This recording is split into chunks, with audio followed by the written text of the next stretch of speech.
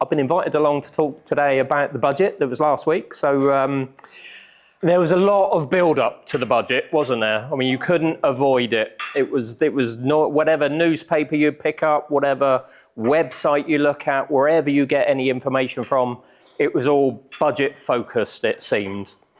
And we saw that as well last year. And what quite often happens with these budgets is you get all of these media organisations who are paid by advertisers, and therefore they need clicks on their websites, because that's how they get paid. And they are, and also as humans, we are more interested, it seems, in bad news stories as opposed to good news stories. So if I'm a marketeer, I'm going to come out with some scary headlines, and that's going to make people click on my website, and that means I'm going to sell more advertising. So I think it's just important to set the context for that. So we did have a lot of noise, but quite often we just have to tune out the noise. And if you look at all of the noise that came ahead of the budget and then what actually happened in the budget, there's a massive mismatch. In addition to that, there's a lot of, although we've had the headlines, there's a lot of detail yet to come out. So that's what I'm going to talk to you about today. I haven't got all the answers, but what I can share with you, I've been doing a lot of work for my clients in the last few days as to what the budget might mean for them, and I can share some of that with you today. Subject to time, I'd encourage questions as we go through. By all means, please do. As I say, I don't have the answers to everything, but where I can, I will answer. And where I don't know the answer, then I'm happy to take a note and come back to you afterwards. So a quick bit about myself. Very first point, before I say anything, I've got to do a regulatory statement for compliance, because this is not, and none of this is going to be financial advice. So it is for awareness only. So if you do want specific financial advice, then obviously you can speak to an independent financial advisor, of which I'm one. So you can speak to me or someone else if you wanted to do so. Rockwealth, we are a growing business. I run Rockwealth Reading, so I'm the most local one, when you can probably work out where Reading is on the map. We are a growing firm. We generally, the people that work in at Rockwealth are there because their previous firm has been acquired by another firm. There's a lot of consolidation. I'm at Rockwealth Reading. I was working at an accountancy firm in Oxford, and they sold the financial planning business. I didn't feel like I was going to be a good cultural fit in the new firm, so I decided not to 2P over, which is the jargon for transfer my contract to the new firm. And so I set up Rockwealth Reading a couple of years ago. But I've been doing this job now for 28 years. I specialise in working with people with retirement, and you might, I can't remember if it's on there, I also do, I'm host of the Retirement Lounge podcast. So if any of you are podcasters, then by all means feel free to tune in, and we talk about all things retirement. The first thing that hit me from the budget last week was, how do you make sense of all the different timeline items that came out of it? Because some things were 2026, 28, and then it would be back to 27, 29, whatever it was. The thing that struck me was just, how do I make sense of all of this? So because I struggled with that, what I've tried to do today, and the theme of this presentation, is I've noted the things that I believe will affect people in your position, and I've put them on a bit of a timeline. So that's what we're going to go through today. I was having a look at stock market values to see what the stock market value reactions were to the budget. So you've got the FTSE 100 this morning was up about 6%. But as you know, if you know anything about the FTSE 100, most of that is driven by overseas returns. And then, so what I also did was I looked at the FTSE 250 index, and that was down about 1%. So actually the reaction to the budget last week, there was a lot of fear-mongering as well, that we were going to have some extreme reaction like we did, 3 years ago with Kwasi Kwarteng and Liz Truss, but actually that didn't happen. I think there's still a bit of fallout from the budget, isn't there, as to what Rachel Reeves knew before the budget and what she didn't know from the budget, but that's another thing. And I'm also going to try and stay politically neutral today, which can be quite difficult when you get some quite extreme things going on. So I specialise with regards to tax planning and financial planning. I've got no control over stock markets, so the important thing is that, you know, I'm not a stockbroker. I haven't got a crystal ball, so that's going to again be the focus of the presentation today. So, shall we start with 2026? And if I cover anything today that, or if I don't cover anything today that you think is relevant, then by all means fire it out to me and ask me the question. And if I know, I'll tell you what I know about the subject, and we might have to research something further if it's outside of my knowledge bank. So, I think one of the first things she made clear was we were going to have a freezing of a lot of the thresholds. So we're going to have a freezing of the dividend income tax and income tax rates. They're frozen until 2031. So the Tories pledged to freeze the income rate tax bands 20%, 40% and 45% up until 2028, and Rachel Reeves has decided to extend that until 2031. Inheritance tax. Does anyone know how long inheritance tax is? Oh, I'll put it in the side. So it's 22 years it would have been frozen for, the thresholds for inheritance tax. So as you can imagine, the fiscal drag on inheritance tax is huge. Even though I do caveat that we've now got the residence nil rate band, which came in. So if you've got an estate worth less than £2 million, a taxable estate worth less than £2 million, then you do get, your beneficiaries do get some additional benefit from the residence nil rate band, and then that's tapered off after £2 million.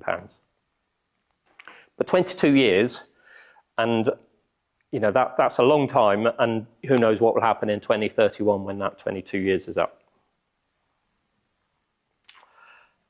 Employee ownership trusts, does that affect anyone?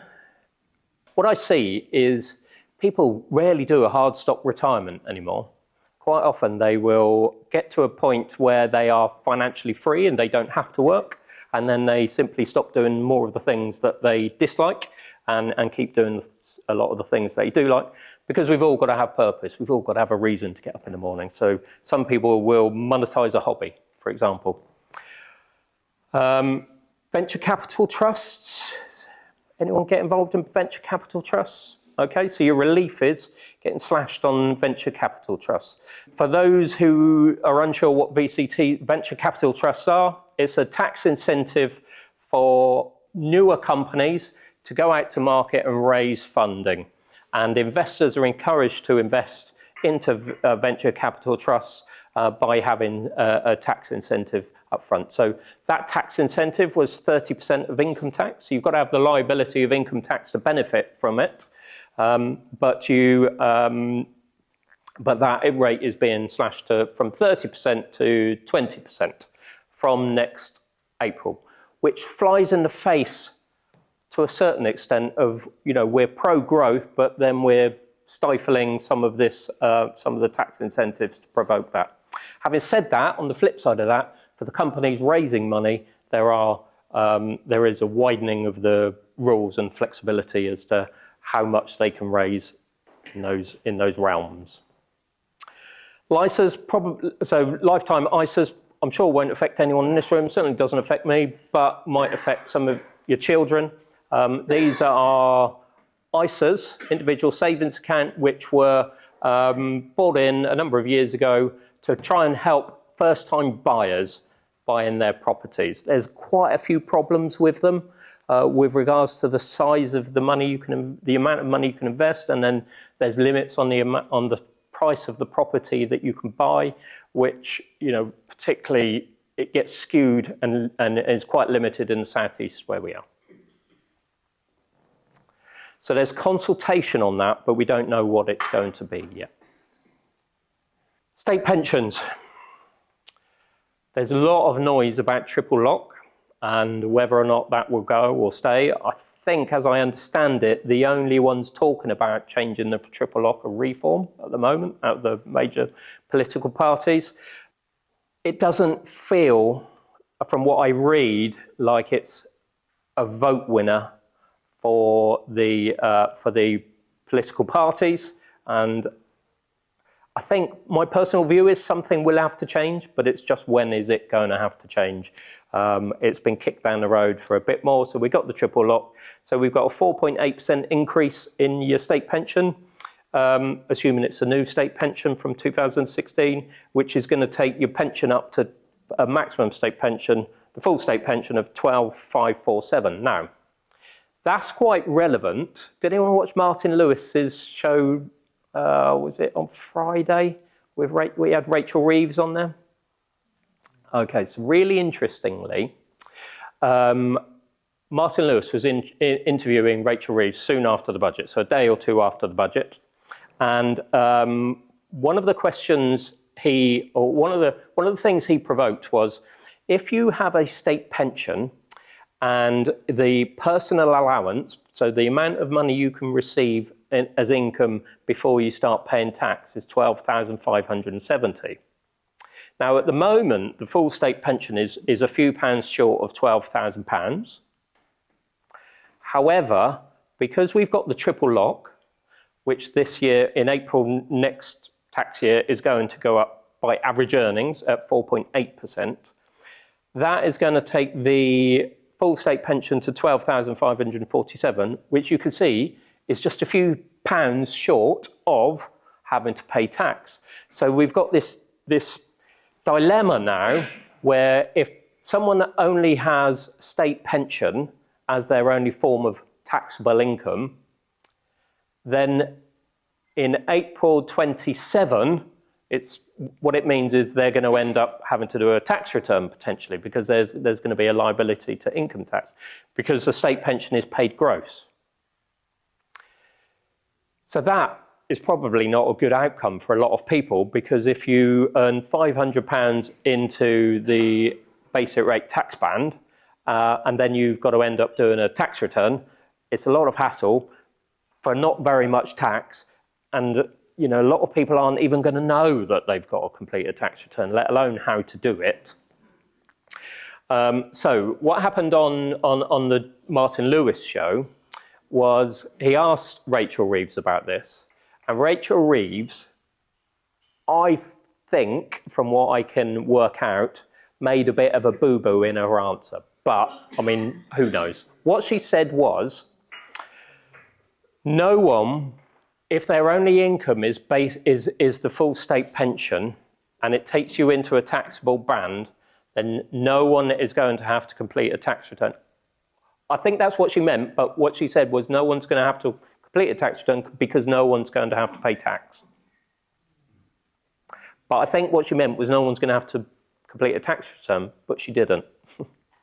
And Martin Lewis picked up on that and he pushed her on it, and she reaffirmed they're not going to have to pay tax.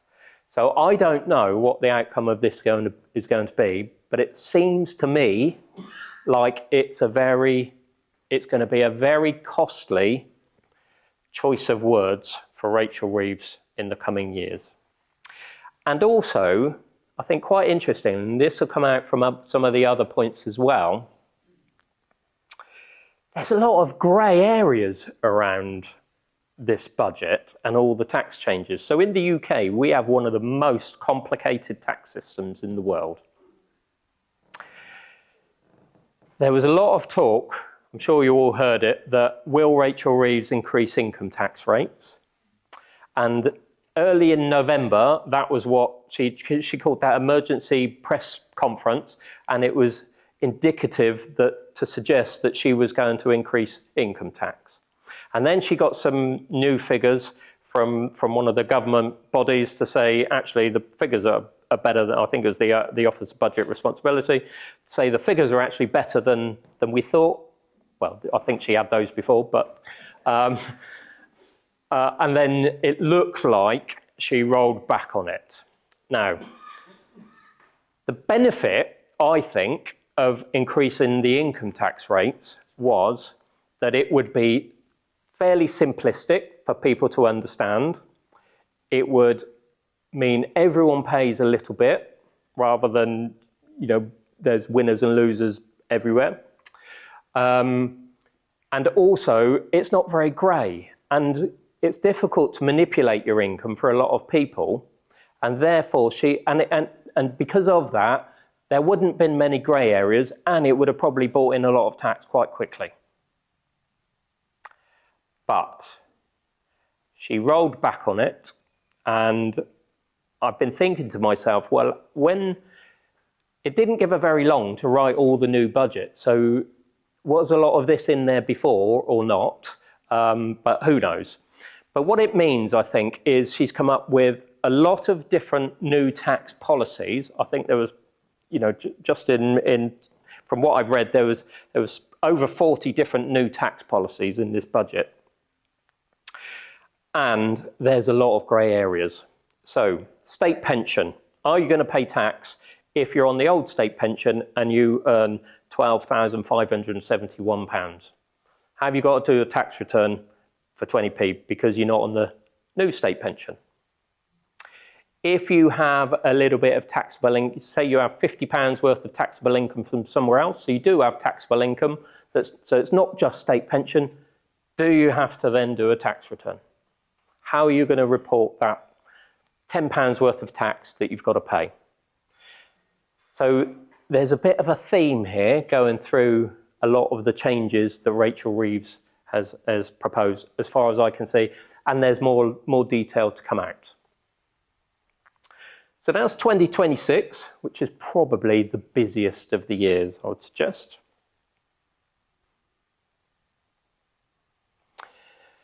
So 2027, we're going to see an increase to tax rates on savings interest. So there's going to be an additional 2%. So if you're a basic rate taxpayer, your savings interest is now going to be taxed at 22%. If it falls into a higher rate tax band, you're going to be taxed at 42%. And if you're an additional rate taxpayer, it's going to fall into 47%. Of course, we've got tax traps. So we've got tax traps if you have children and you earn more than £60,000. We've got tax traps if you earn more than £100,000, where the effective rate of tax is 60 odd percent, because you start to lose your personal allowance between 100 and 125,000 plus a few pounds as well. So that is, the savings rate tax bands have been quite simple to understand because it's all taxed at the same rate as your taxable earnings. So that's been quite good. I'm going to have to employ a calculator, I think, when I'm working out tax implications for clients in the future. Property. Does anyone own other properties, second properties that you rent out? No? Okay, well that's good. Landlords have had an absolute bashing from successive governments, and they've got a new bashing as a result of this budget, but that's not going to affect you guys in here then. Pensions, they're still coming in and will be liable for inheritance tax from 2027. So since George Osborne stood up in 2014 and announced that you can do what you like with your defined contribution pension funds. So does anyone remember he stood up and said if you want to take it all out and buy a Lamborghini, you can do? Lamborghini sales have actually shot through the roof since then, but I'm not convinced it's because of George Osborne's comment.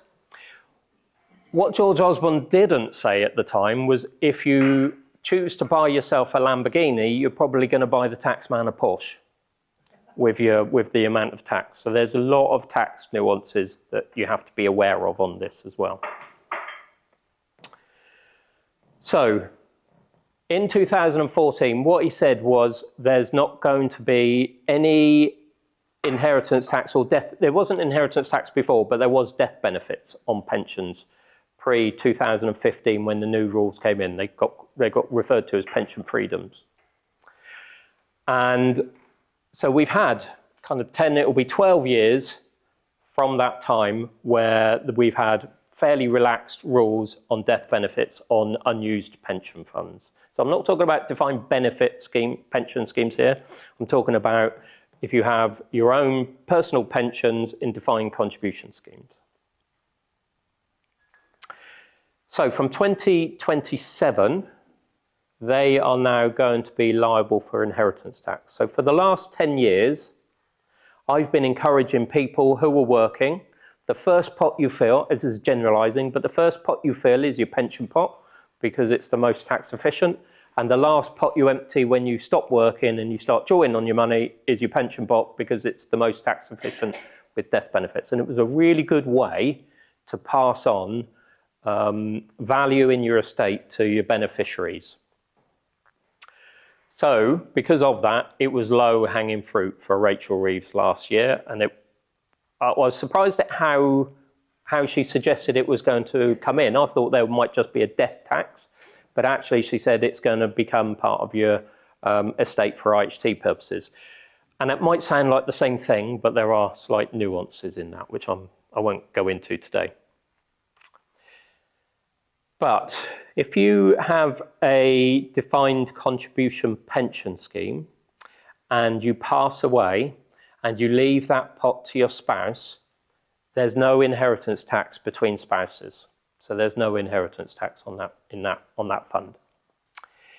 If you pass away and you leave it to someone else, and that might be if you've inherited a pension plan from a spouse who's passed away and then you've inherited it, if you then pass away over the age of 75, it used to be taxable. And now it's going to be taxable, it's going to form part of your estate. But there remains no tax between the spouses for inheritance tax on that. Go on. I assume it's not the pensions is talking about contribution, pension, defined contribution, not defined benefit. For inheritance tax, Yeah. yes. Thank you. Yeah, and the reason for that is because if it's defined benefit pension plan, then it will just pay out an income as opposed to a lump sum. Because I'm talking about unused funds in a defined contribution scheme. So it's just something to be aware of, because I was hoping when it was first announced that they might renege on it because of the ramifications from implementing it. And we've already seen that to an extent because it was going to be down to the pension funds initially who were going to be responsible for paying any inheritance tax on the benefits before it went to the beneficiaries, which was just going to be an absolute nightmare because you quite often people have got a lot of different pension schemes, and that can be really difficult for the different pension funds to know what the other pension providers have. So now that responsibility turns to the executors of the estate, which is still an absolute nightmare for them. But it's probably easier for them to control than not. I expect solicitors are gearing up for an additional workload after April 2027 when it comes to trying to gather all of this information in from the pension providers as well as the rest of the estate to help the executors of the will. Cash ISAs. So this is relevant to people under 65. So it might not be relevant to anyone in here, but it will be relevant to your children and grandchildren. And it will be relevant particularly, I think, to grandchildren because a lot of adult children in their 20s will use cash ISAs as well as lifetime ISAs to purchase their first property. And the reason they might use cash ISAs is because they will be earning, they might be on a good salary, so any savings in a normal bank account is taxed. But with the ISAs, the interest paid on ISAs is free of tax. So the reason you might get people in their 20s or 30s looking to buy a property, they're saving a good amount of money and they don't want the volatility of stock markets. Because when they come to buy their home, They don't want there to be a big crash because of whatever's caused it, whether it be AI bubbles or anything else.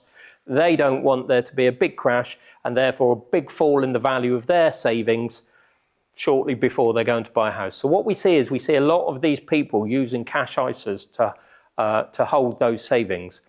So on the one hand, we're trying to get more people to buy first homes. On the other hand, we're going to tax the way they normally hold their savings, their deposits before they purchase. So that's why I put that one in there. So that was 2020. So we've done 2026, 2027, now 2028. Electric vehicles. We got any EV owners in here? Okay. So this is one of those areas I think I can't find the answers as to how it's going to be implemented, and I'm not sure anyone knows the answers to it yet, and I think it's probably got to be worked out, which is probably as well why it's 2028, because they need to work out how they're going to do it. But again, we have a kind of contradiction here, don't we? Because we've got an electric car grant that some people are entitled to if they're going to buy an electric car, and on the flip side of that, we're going to say we're going to start taxing you as well. And the reason for the tax is because EV drivers, owners, don't pay fuel duty. So you might pay you pay a bit of road tax now? It's previous, you don't pay any, still. So you still get the 5 years, and if it's pre-18 or 17, something like that, you might not pay. Okay. But you don't pay any fuel duty. And I think that's what she's aiming at with the EV tax. Like some insurance companies ask you to declare your mileage at every time you renew. And it might be like that. But I think it will only give rise to lots of disputes, and these lawyers that you mentioned will make even more money because it will take up so much time and expense that I don't think it will come in until they've got a proper road mileage assessment vehicle. I think some countries do have them for that. As I understand it, there is going to be, I don't know what it's going to be called, but there is going to be a kind of a mileage MOT where you can take your car to be registered to record the mileage. And as I understand it, you are going to be responsible, a bit like your tax, your car tax. You're going to be responsible. So do you want to pay monthly? Do you want to pay every 6 months? Or do you want to pay yearly? And it's going to be a similar thing with the mileage, as I've read. But I can see a lot of challenges with it, because what if you're driving abroad? Should you pay UK excise duty? What if you sell your car halfway through the year? Then I assume you're going to have to record the mileage and declare that. You are going to have to assume how many miles you are going to do in a year. And then if you sell your car halfway through the year, then you'll get a credit back of some sort from DVLA for your road tax. So there is so much nuance with this. And this brings me all the way back to one of my earlier points. Wouldn't income tax just have been a bit easier to put on? But we've got all of these different taxation rules have come in now. And there seems to be a lot of grey areas, and the detail is yet to come out. Mansion tax. How on earth are they going to collect mansion tax? So if your home is worth more than £2 million, then there is going to be a local authority surcharge. So just like your council tax, they're going to put a surcharge on top of your council tax to collect the extra revenues for the mansion tax. So what I'm unclear about at the moment is, how much is a house worth? A house is worth what someone's prepared to pay for it. Now, you can get an indicative value, of course, and you have to do that for probate. So how much is the house worth? Well, you might get a few estate agents around and they might give you an idea, and then you choose the value that you think is correct for the probate forms. But let's say, I think part of this is born from the fact that the council tax bandings are still from 1990, and they don't have enough council tax bands now. So I can see the logic to a certain extent, because someone, living in a several £1 million home, wherever it might be paying a similar amount to someone living in a £400,000 or £500,000 home. So I think that's the kind of logic behind it. However, I'm really confused as to how this is going to come in. I was talking to one of my neighbours. So I don't think there's any houses in my street that were worth £2 million, but we're all around kind of £1 million perhaps. And there's been some people have done an awful lot of work on their homes. So so for an equivalent home, you might have one worth £1 million and one worth 1.3 or 1.4 million pounds. But how are they going to know that you've done that work? You might have a lot of neighbours peeping over the fence. Well, I don't really like you, so I'm going to tell the authorities that actually you've had a huge, lovely extension, and isn't it marvellous?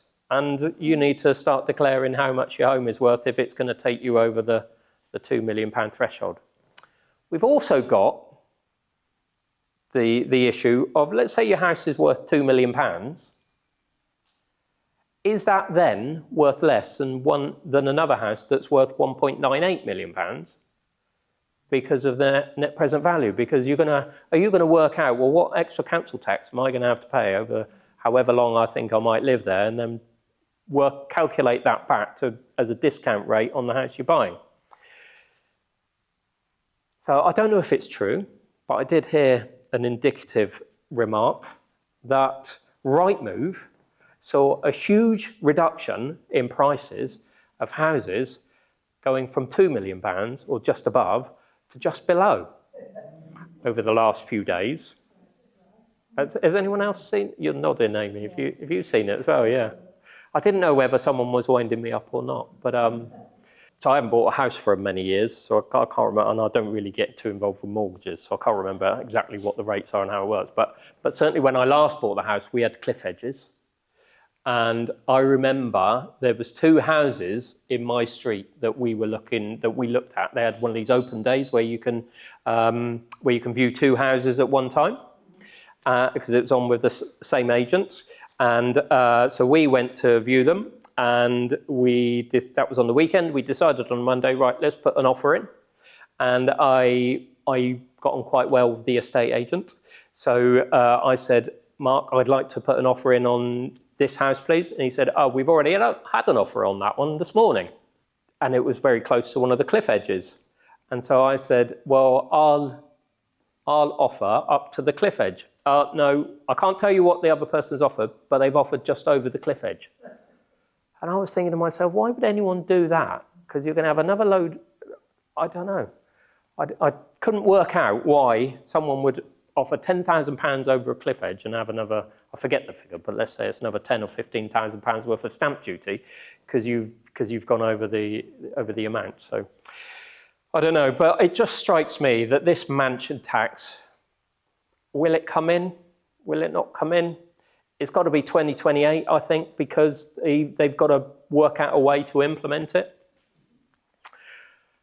There's got to be some changes to a lot of what I'm talking about today before there's implementation, because the ramifications of doing things are so vast. And you would have seen tax-free cash seem to be one of the biggest talking points. Tax-free cash within pensions, and are they going to reduce the limit for tax-free cash?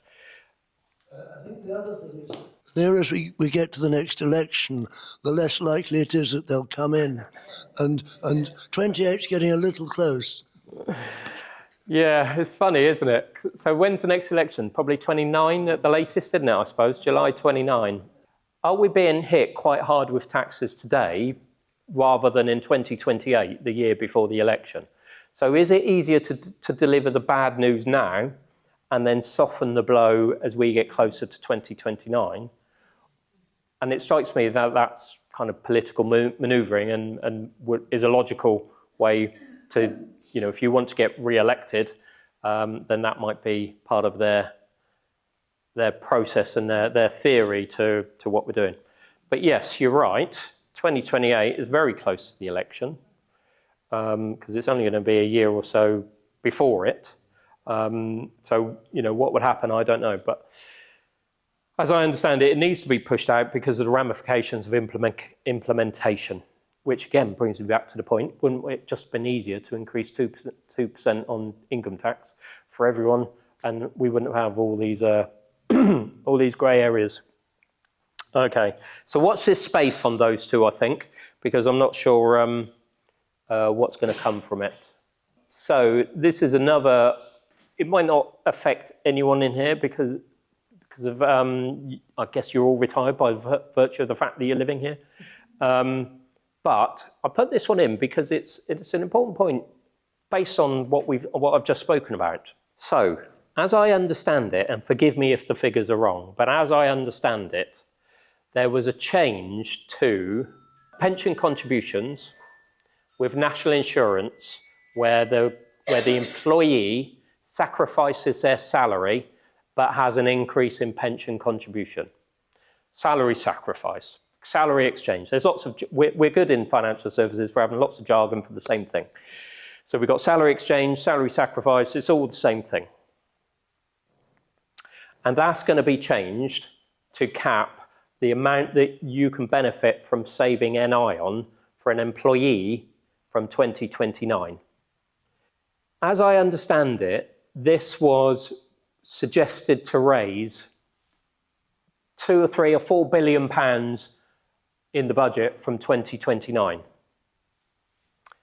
But that was missing a really important point because it's assuming no one's going to change their behaviour.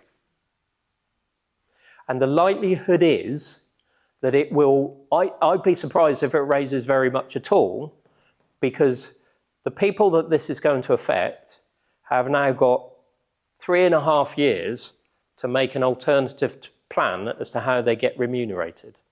And again, it's full of nuances. For someone who, you might have two people earn the same amount of money, one gets an 8% employer contribution and one gets a 6% employer contribution. The one that gets a 6% contribution wants to take their retirement planning seriously, so want to increase it to 8%, same as someone else doing an equivalent job but for a different company, and all of a sudden they're not going to be able to be as tax efficient as the person who has employee benefits of 8%. So again, I think there's a lot of ramifications here, whether or not it comes in, whether or not it's even worth bringing in by 2029, I genuinely don't know, but we'll have to wait and see. 2030. Does anyone know what comes in 2030? No? I haven't either. I couldn't find anything that would be relevant to you folks that comes in 2030. But maybe I'm missing something, which is why I kind of preempted I asked the question. ISA bands are frozen. VAT, I can't comment, I don't know. I haven't looked at VAT. It's not something I get to, but it's more an accountant's role to get involved in that. But yeah, it's a good question. I'm not sure, actually. So I just thought I'd reiterate, because we're going to be in there has to be an election before this date. So again, they're frozen, but what does it all mean? Because, as with all of the things I've discussed today, there could be change. And actually, there's probably going to be change. And in fact, it would be really unusual if there wasn't change. So although these tax bands are frozen until 2031, then is it meaningful or meaningless? It's certainly meaningful when the OBR are doing their work and assessing what the future state of the UK economy is going to look like.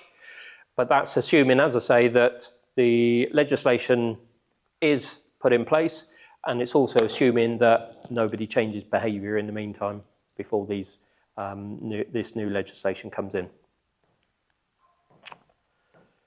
So what hasn't changed, you get a personal savings tax allowance if you're a basic rate taxpayer of £1,000, so that's not changing. It's £500 for a higher rate taxpayer. That's not changing. The dividend allowance of £500 is not changing. So if anyone's got investments, then your first £500 worth of dividends are free of tax. And I think this is relevant, coming back to one of my earlier points with state pension. I think the reason we have a £500 dividend allowance is to prevent people having to do a tax return for a few quid on their dividends that they might get from their investments. So it probably saves HMRC more money not to have to collect these little bits of tax than they would get in if they did raise them. But HMRC do have a responsibility to collect what tax is due to them. So again, we've got this conflict here. We've got HMRC are going to have to collect all these little bits of tax because we're going to have a lot more taxpayers now, but it's probably going to cost them more money to collect it than they'll get in from the tax. So what will happen there? I don't know, but we might see some changes. It'll be really interesting to see over the coming weeks as the detail comes out with the state pension and how that manifests itself. There's been a lot of talk about who are going to be the hardest hit and fiscal drag. So it's been difficult, I'm sure, to have not heard the words fiscal drag in the last week. And I've got this illustration up to give you an idea of what it means. So this is based on a person earning £50,000 in this current tax year. They'll pay 21% income tax on that £50,000 worth of earnings. To illustrate what the effect of fiscal drag, by 2030, 31, when the rates might get changed, their rate of tax on that income is going to increase by 1.9%, up to 22.9%. So what that means is there was a big manifesto pledge that the income tax won't rise for working people. I'm not sure anyone got to the bottom of who a working person was and wasn't, but income tax won't rise for working people. It's semantics, but what she said was income tax rates won't rise, but of course what we are saying is income tax is actually rising for working people, and it's rising for just about everyone, isn't it? There's a few nuances in there. And that really brings me to the end of my presentation today. I put this slide up because I get approached by a lot of people. I made the point earlier on in the presentation. I get approached by a lot of people that, can you get me better returns on my investments, and can I invest in this company or that company, or are we going to have an AI bubble? Who knows? I'm sure we will have a significant stock market fall at some point because the stock markets are cyclical. I remember in 2000, so I've been doing this for 28 years. In 2005 and 2006, there was a lot of noise. You might recall in the late 90s, there was a lot of noise. Are we in a dot-com bubble? And then eventually it burst. I think it's inevitable that we will have a significant stock market crash because that's what stock markets do. That's the price that you pay for getting better returns than you might achieve on deposit. Is the price you pay is volatility. So I can't control that, but these are some of the areas that I can help you with, which is more around making sure that you pass on as much as you can to your loved ones. We're in a tax efficient manner, and you sleep well at night when we do have stock market crashes, because I can help you mitigate that short-term volatility by having a proper plan. And that is my presentation. So I hope you've all found it useful, and I hope you've learned something. I can't give you all of the detail because all of the detail isn't out, because, as I say, I don't think Rachel Reeves has got it. But watch this space. I'm sure a lot of noise is still yet to come out. That's if Rachel Reeves lasts. I mean, she seems to be under a lot of pressure, doesn't she? As to whether or not, I think Kemi Badenoch would be really keen for her to go, but What would happen if she went? I don't know. But yes, so watch this space. I've put some cards on the table for my contact details. If you've got any specific queries about your own situation, I appreciate that you might have questions about your own situation, which you might not have felt comfortable raising in an environment like this. So if you do have specific questions, then I'm more than happy to help you answer those where I can. All right, lovely. Thank you very much.